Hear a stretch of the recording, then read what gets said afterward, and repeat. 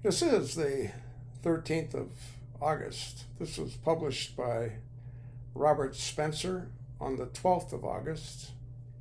Title: Biden regime names Mohamed Elsnousi of Hamas linked ISNA to U.S. Commission on International Religious Freedom. Doesn't that sound like a good idea, huh? The Islamic Society of North America, SNA, was established in July 1981 by U.S.-based members of the Muslim Brotherhood with the background as leaders of the Muslim Students Association, MSA.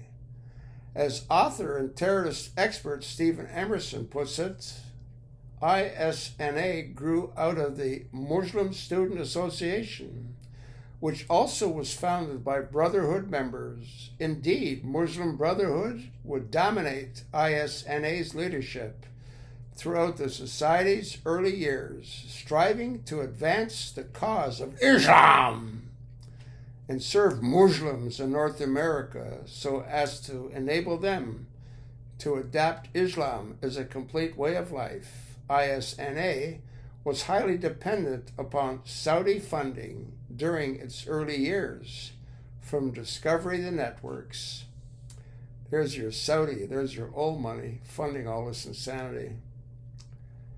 From the Investigative Project on Terrorism, quote, in its latest filing before the Federal District Court in Dallas on behalf of the Islamic Society in North America, ISNA, and its affiliate organization, the North American Islamic Trust, NAIT, in a Hamas terrorism finance case, the ACLU has made a noteworthy admission. Rather than deny that there is copious evidence tying ISNA and NAIT to Hamas and the Muslim Brotherhood, the brief argues that such evidence is merely dated in a curious footnote on page 7. The reply states, quote, assuming the authenticity of documents states the most recent document to mention either ISNA or NAIT are dated in 1991. Gov. X3-3 and 3-85, but the majority of the documents are older. Almost all of the numbers, exhibits that purport to show financial transactions and that contain any mention of ISNA or NAIT are dated 1988 and 1989. There are two dated 1990, almost a decade before the majority of the overt acts the government alleges in support of its conspiracy charges against HLF defendants.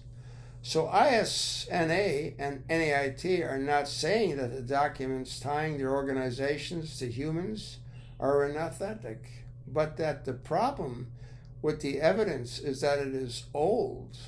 Then, even more curiously, the reply goes on to argue something that the government has not alleged. Quote, if the evidence provided some basis for alleging criminality against petitioners, the government's discussion of it shows the government fails to grasp the singular weight and consequence that an official accusation of criminal conduct carries in our criminal justice system and in our society. But of course, the government has not changed or charged ISNA or NAIT with criminal conduct, or two groups would be indicted in their own right rather than unindicted co-conspirators who worked with Holy Land for Relief and Development, HLF, the defendant and alleged Hamas front. The reply brief then, as Shakespeare might write, doth protest too much. Biden Muslim Brotherhood Connected Religious Freedom Commission by Ben Poser, JNS, August 6, 2024. Quote, the Biden administration recently announced its appointment of Mohamed Espouse, director of the Network for Religious and Traditional Peacemakers, to the U.S. Commission of International Religious Freedom.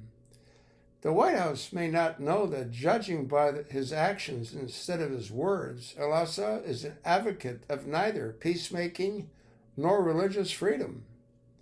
The Sudanese-born Elsnousi spent 12 years as Director of Community Outreach and Interfaith Relations for the Islamic Society of North America, a long-standing Muslim Brotherhood front group.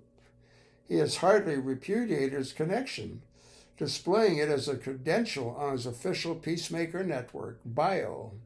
His bio also boasts of a bachelor's degree in Sharia law from the International Islamic University in Pakistan. A degree in Sharia law.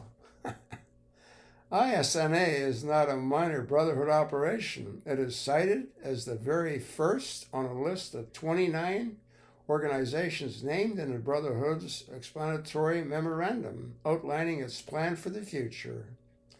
The 1991 manifesto, discovered by an FBI search warrant in 2004, describes such organizations as part of the kind of grand jihad in eliminating and destroying the Western civilization from within, and sabotaging its memorable house by their hands and the hands of the believers, so that it eliminated and God's religion is made victorious over all religions. This is exactly what Obama has been doing since day one. Founded in 1981, ISNA was directly connected to the infamous Holy Land Foundation, shut down in 2007, and deemed at trial to be the Brotherhood's foremost American-based funder of Hamas, an outgrowth of the Brotherhood itself. A close ally to ISNA is the Council of American Islamic Relations, CAIR, exposed in the same trial as another prominent Hamas money laundering enterprise. CAIR's leader, Najib Awad, has openly said, "I am in support of the Hamas movement." Not surprisingly, despite its use of Hamas buzzwords and avoidance of hateful language, Islamic institutions tied to ISNA have ruddered jihadists against Americans. One example is the Islamic Society of Boston, founded the same year as ISNA by convicted terrorist conspirator Abu Haba al-Mada, with the late Muslim Brotherhood spiritual leader Yusuf al-Quraska as a board member. When the ISBN began construction of its sister mega mosque, the Islamic Society of Boston Cultural Center in 203 tax-exempting filing, named ISNA as a parent organization. Since then, both the ISB and the ISBC have produced 14 known associates, former members and students who are at large dead, in prison, or have been deported for involvement in terrorism. There you go, folks. How much more proof do you need, huh? This is all Barack Hussein Obama on his mission to transform the United States of America. Someone should have asked him, into what? The answer would have been the shithole that he came from. Kenya. I'll attach the link. Let me know what you think. Pass it along, and thanks for listening.